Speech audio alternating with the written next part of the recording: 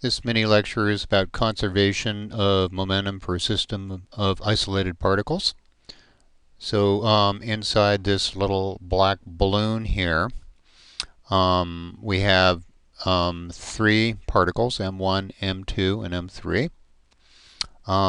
Each of these particles is acted on only by other particles in the system. There are no forces on any of these particles on anything outside the system, and that's what is meant by an isolated system.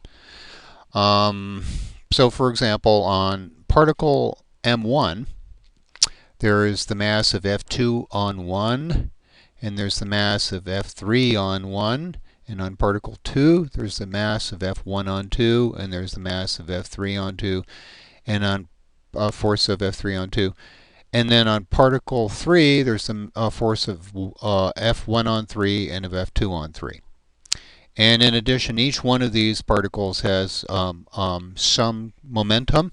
Particle 1 has P1 in this direction. Let's say particle 2 has P2 in this direction. Particle 3 has momentum P3 in that direction. Randomly chosen. Let's now think about the total momentum for this system, which is the sum of the individual momenta, P1 plus P2 plus P3. And I'm going to call that big P. That's going to represent the total momentum.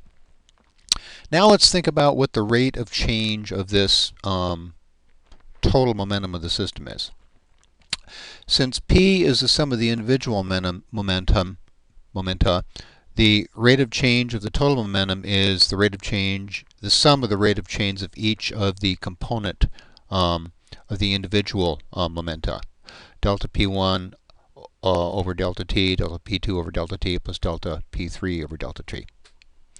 By Newton number 2, each one of these is the sum of the forces on the corresponding particle. So for example, this is all the forces that act on this, which is F of 2 on 1 plus F of 3 on 1, and all the forces that act on particle 2 are the F of 3 on 2 plus the F of 1 on 2, and all the forces that act on particle 3 are F of 1 on 3 plus F of 2 on 3.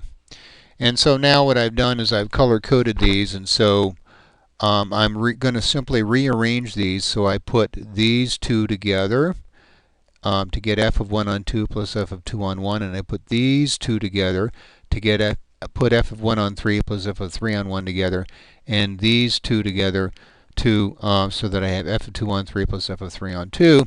But by Newton's third law, each one of these pairs are equal and opposite to each other and sum to 0. And so this is 0, this is 0, this is 0.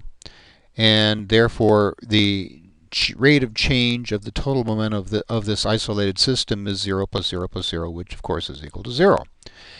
If the change of the total momentum is 0 with respect to time, it means that the total momentum will be constant. Total momentum of the system remains constant, is conserved.